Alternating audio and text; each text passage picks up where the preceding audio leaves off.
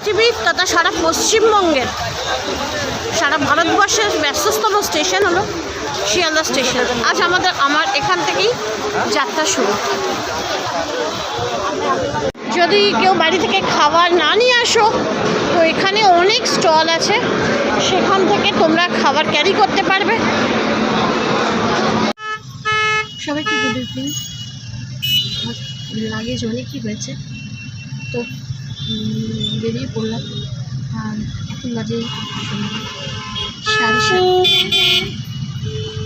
Good morning friends, কেমন আছো সবাই? আশা করি অনেক ভালো আছো। ছোট্ট ব্লগে তোমাদের সবাইকে স্বাগত জানিয়ে 13149 কাঞ্চন কন্যা এক্সপ্রেস ধরে সোজা আলিপুরদুয়ার। চলো সাথে থাকো, দেখতে থাকো আমাদের ছোট্ট ব্লগটা। আশা করি তোমাদের খুব খুব খুব ভালো লাগবে। আমার সাথে সাথে তোমরাও এনজয় করো। আর সকালবেলার গরম গরম এক কাপ চায়ের চুমুক না দিলে কি আর জমে?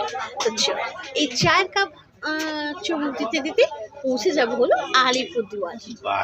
তুমি কি জানো ওই এত আলো এত আগে দেখিনি।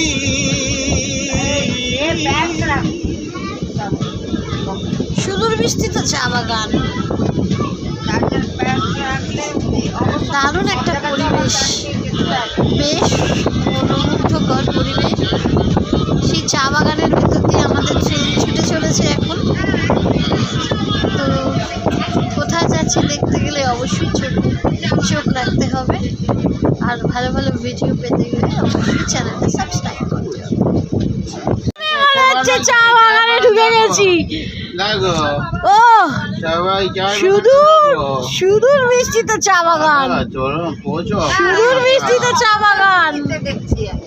হ্যাঁ, সমতল ভূমিতে চা বাগান। এত আলো এত আকাশ আগে দেখিনি, চোখে পড়েনি, মনটা তো আর কাউকে এত আপন করেনি।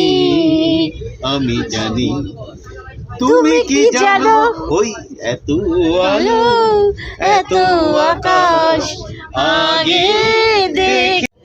চলে যাই যদি যেন হই নদী সাগরে হারিয়ে যাব, না বলে এসেছি তা বলে ভেবো না, না বলে বিদায়। ওখানে কি আমরা গানের লড়াই খেলবো? একদম একদম হাঁটিয়ে ছুটিয়ে এনজয়। দাদা তো যে দলে যাবে সেই দলে আমার